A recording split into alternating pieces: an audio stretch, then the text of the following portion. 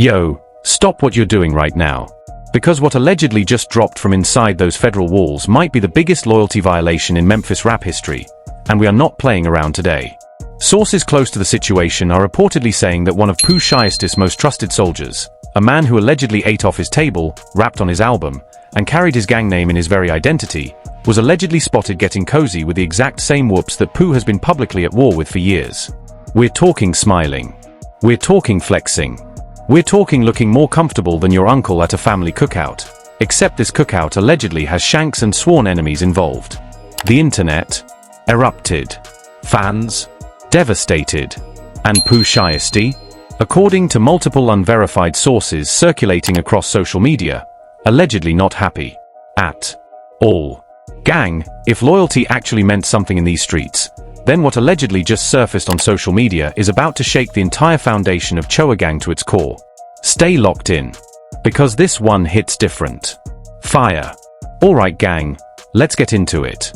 And I need you to understand something before we dive deep. What we're about to break down today isn't just some regular internet drama. This isn't some he said she said situation that blows over in 48 hours. According to sources circulating heavily across social media platforms, what allegedly just surfaced involving Pooh Shiesty's inner circle represents something that the entire Memphis rap scene is reportedly still processing. So if you thought today was going to be a slow news day, buckle up. Because allegedly, the loyalty code just got cracked wide open, and the internet has the receipts. Now, for those of you who need a quick refresher, and I'll keep this brief because real ones already know, Pooh Shiesty, born Lantrell Donnell Williams Jr., is not your average rapper who stumbled into the game through SoundCloud luck. This man allegedly came from the real depths of South Memphis, Tennessee, one of the most statistically dangerous cities per capita in the entire United States. We're not talking about manufactured street credibility packaged for album sales. According to everything publicly documented about his come-up, this man lived the reality that most rappers only reference in verses. He founded Choa Gang not just as a rap collective, but allegedly as a brotherhood, a day one circle built on mutual survival, mutual loyalty, and mutual understanding of what the streets actually demand from you. And then came the rocket ship. Gucci Mane allegedly sliding into his DMs. The 1017 record signing. Back in Blood with Lil Durk going platinum and peaking at number 13 on the Billboard Hot 100. Shiesty Season debuting at number 3 on the Billboard 200. At 20 years old, this man was allegedly running the culture. And the people in his circle, the ones who were there before the Clarks, before the McLarens, before the Atlantic Records money, those people allegedly ate at the biggest table in Memphis rap. Among those names, CG Lil Hank, a verified Choa Gang affiliate who allegedly appeared on Shiesty Season itself, on a track called Big 13 Gang, right alongside Pooh and other core members. This wasn't a random feature from some industry connection. According to what's publicly available, Lil Hank was allegedly a foundational piece of the Choa Gang identity. So when we tell you that CG Lil Hank, a man whose rap name literally begins with the crew's initials, was allegedly spotted in a prison facility looking comfortable, looking relaxed, and allegedly flexing a shank while kicking it with EBG Rich, we need you to understand the full weight of those words. Because EBG is not just some random name.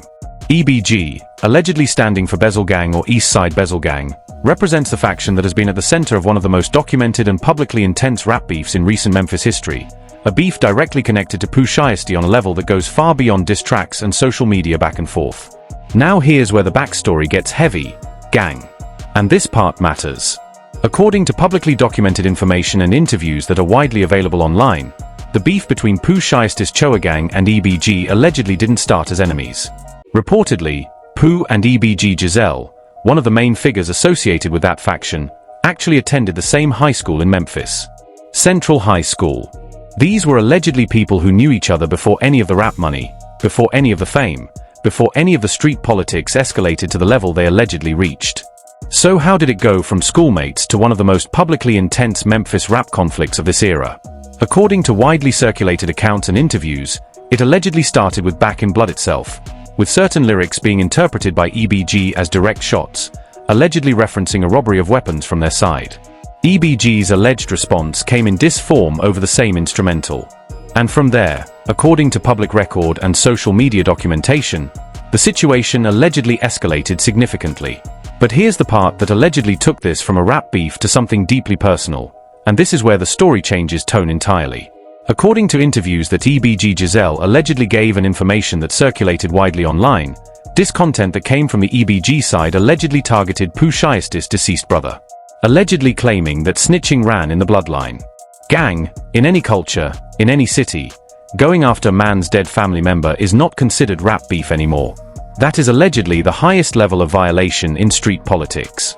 And according to publicly documented social media activity from Pooh Shiesty himself, when EBG Giselle was reportedly shot and allegedly paralyzed, Pooh allegedly took to Instagram stories and celebrated publicly.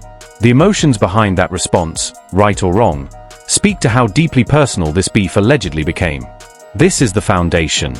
This is the context. This is why CG Lil Hank allegedly being photographed looking comfortable with EBG Rich, not just any EBG affiliate, but allegedly one of the top figures from that same faction, is being described by sources online as potentially one of the biggest alleged loyalty violations in recent Memphis rap history.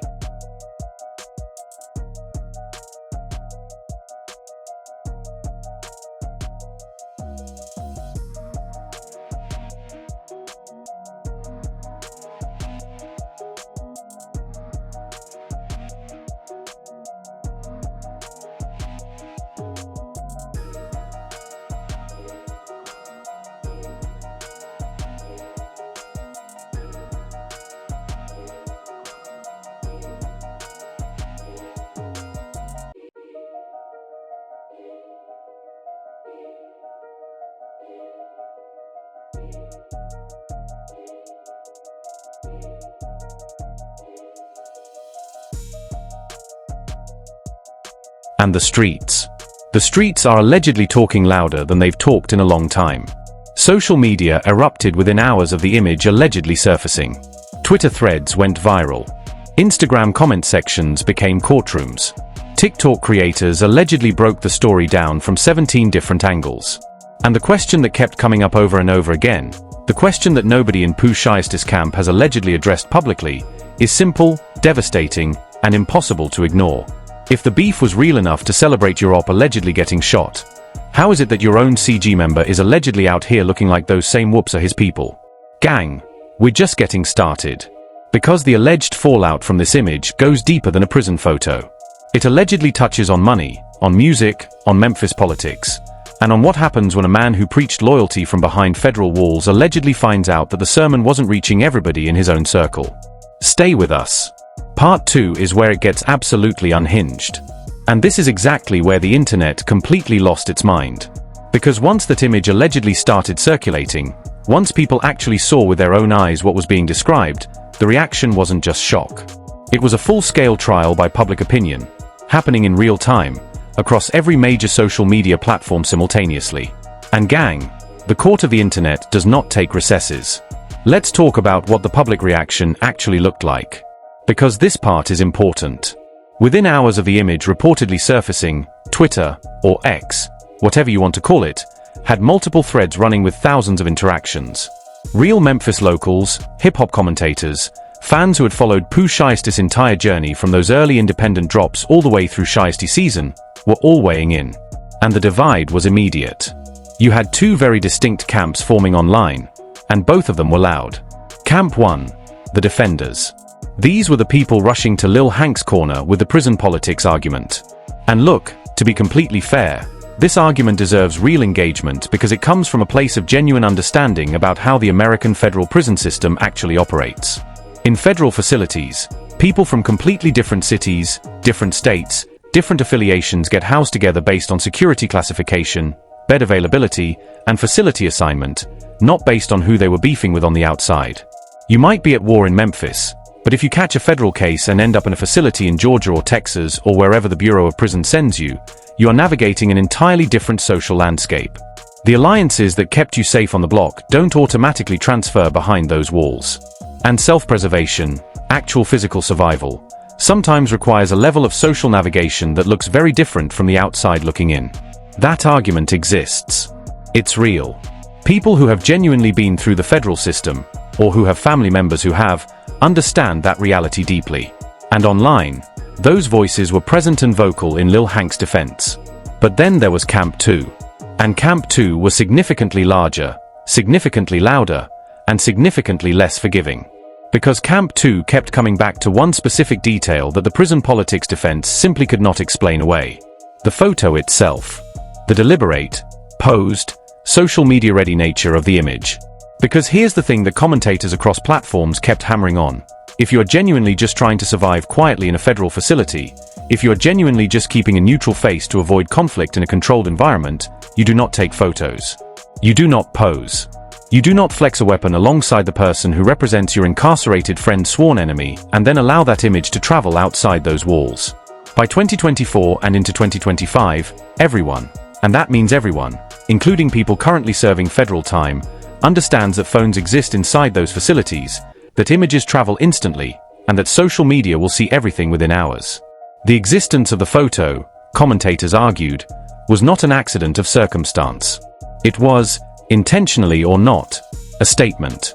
And in hip-hop culture, statements carry consequences. Hip-hop commentator pages that cover Memphis rap specifically were among the first to break down the full context for audiences who might not have been familiar with the depth of the Choa Gang versus EBG history. These pages pulled receipts, old Instagram posts, documented diss tracks, publicly available interview footage, laying out the full timeline of how this beef allegedly developed from schoolmates to one of the most publicized conflicts in Memphis rap's recent history. And once that full context was laid out side by side with the image of Lil Hank and EBG Rich looking comfortable together, the reaction intensified further.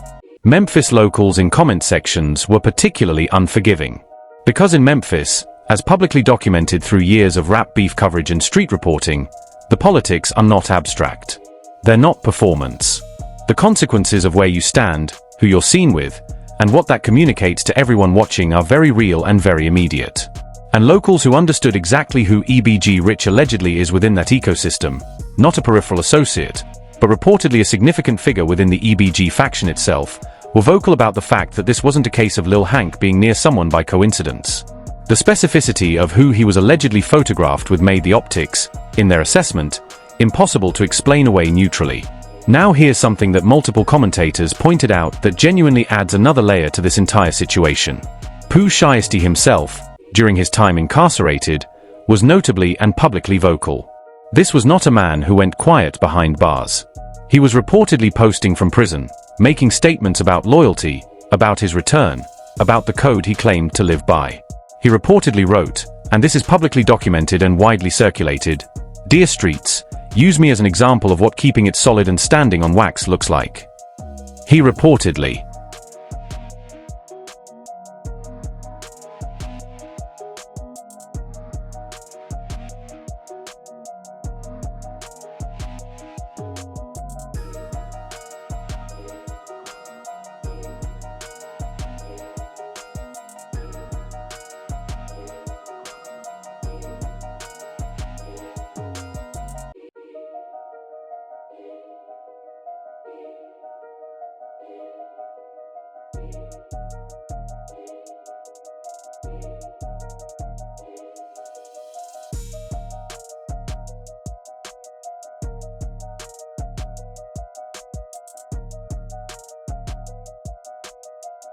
Shouted out specific people who were writing to him, holding him down consistently.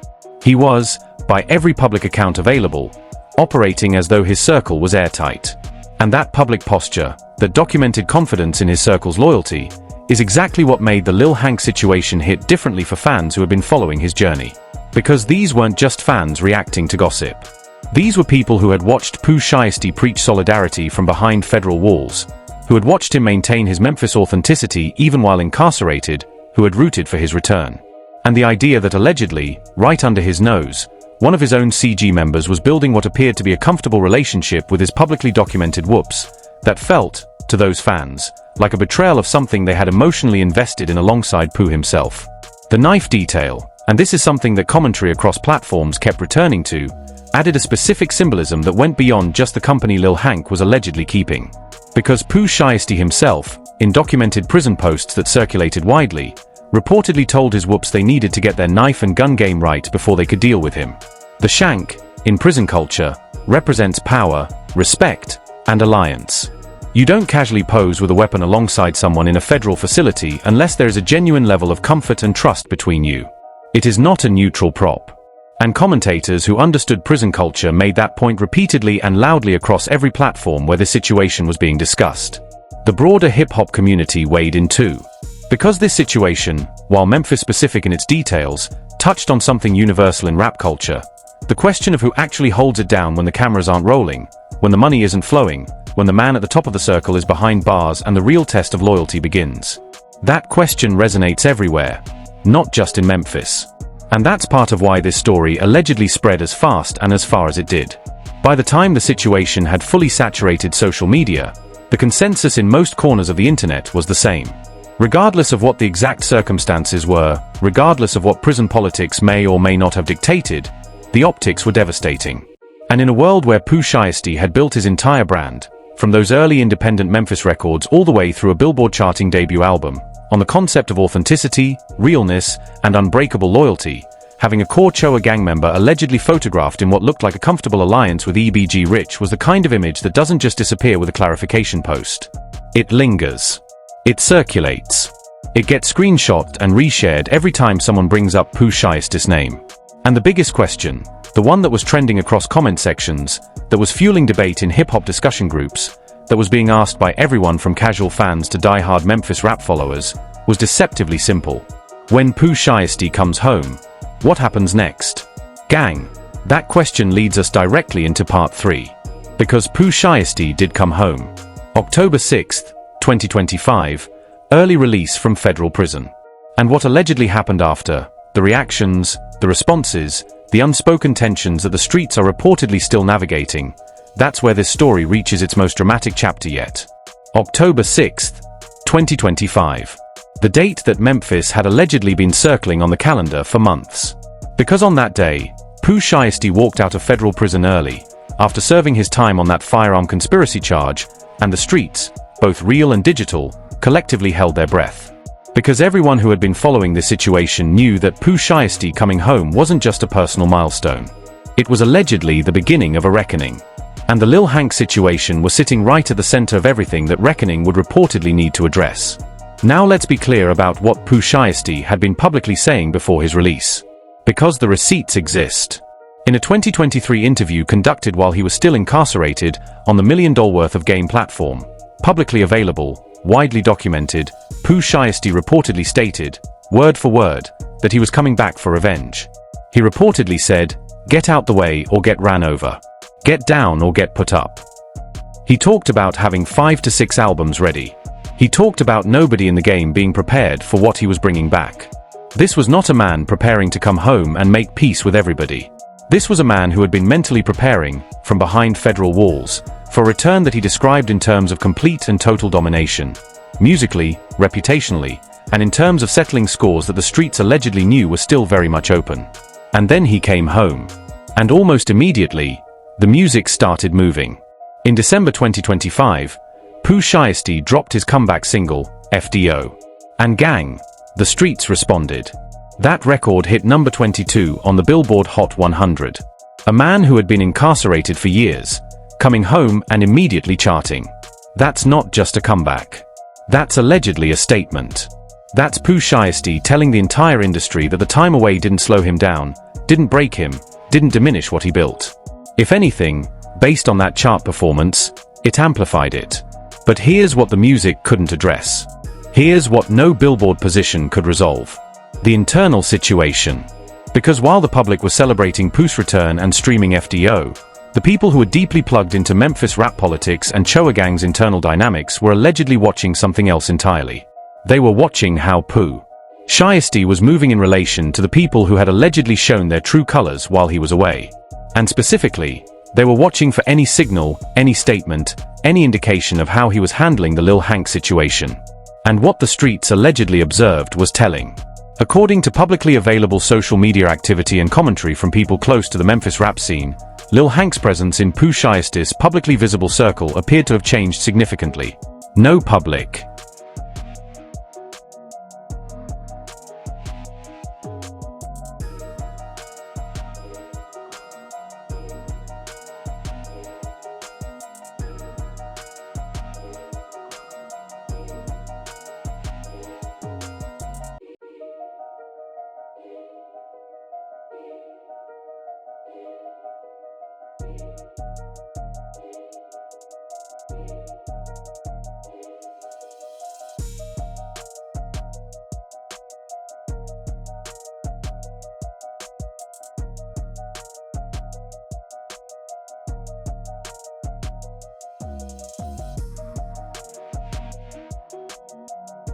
Shout-outs. No collaborative posts. No acknowledgement of the CG connection that had once been part of Lil Hank's entire public identity as a rapper. Now, to be fair, absence of public acknowledgement is not the same as a confirmed falling out. People in Pooh Shiesty's position don't always broadcast their internal decisions for the internet to consume. But in hip-hop culture, and particularly in Memphis rap culture where public loyalty signals carry enormous weight, the silence itself communicates something. And the people watching closely reportedly understood exactly what that silence meant.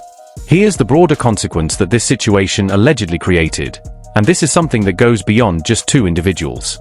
When an image like the one allegedly showing Lil Hank and EBG rich surfaces and spreads the way it did, it doesn't just damage one relationship. It allegedly creates a credibility question around an entire circle. Because the natural follow-up question, the one that fans and observers and people in the street start asking immediately, is, if this was happening with Lil Hank, what else was allegedly happening that we don't know about? That question, once it enters the conversation, is almost impossible to fully quiet. And for Pooh Shiesty, who had spent years building Choa Gang as a brand synonymous with Memphis authenticity and unbreakable loyalty, the question represents a reputational challenge that goes straight to the foundation of everything he built. The EBG angle adds yet another layer of complexity to the fallout. Because remember, this beef allegedly never had a formal resolution. EBG Giselle reportedly caught his own legal troubles. Pooh Shiesty went federal.